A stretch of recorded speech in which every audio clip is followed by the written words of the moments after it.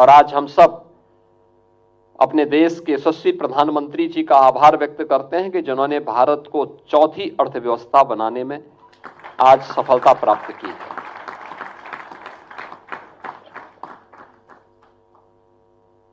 Economy तब growth करती है जब उस प्रकार का वातावरण हो, सुरक्षा का माहौल हो,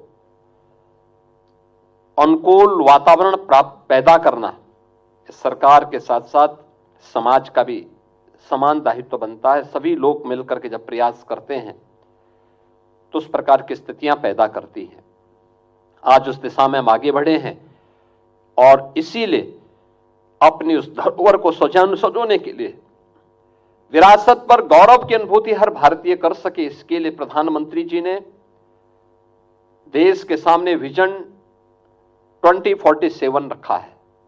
विजन 2047 का उद्देश्य भी है पंच प्रण के साथ 11 संकल्पों के साथ हर भारतीय को जोड़ना, जिसमें से पहला ही जो प्रण है वह है विरासत पर गौरव की अनुभूति करना। 500 वर्षों के बाद अयोध्या में श्री राम जन्मभूमि पर प्रभु श्री राम का भव्य मंदिर का निर्माण, ये उसी विरासत का प्रतीक है।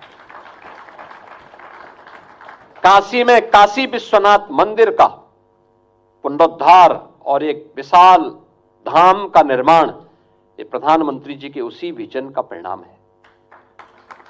भारत की वैदिक कालीन, रामायण कालीन, महाभारत कालीन और ऐतिहासिक पृष्ठभूमि से जुड़ी हुई धरोहर को संरक्षित करना, उसका संवर्धन करना, उसको आगे बढ़ाने की प्रक्रिया उसी का हिस्सा है।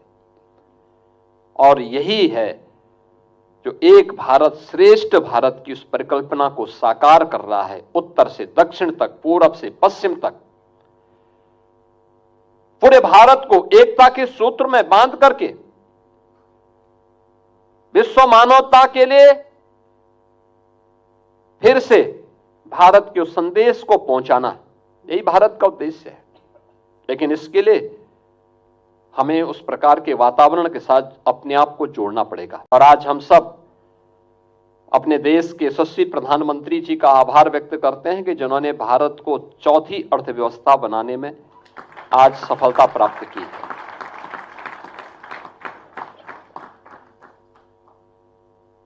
इकोनॉमी तब ग्रोथ करती है जब उस प्रकार का वातावरण हो, सुरक्षा का माहौल हो,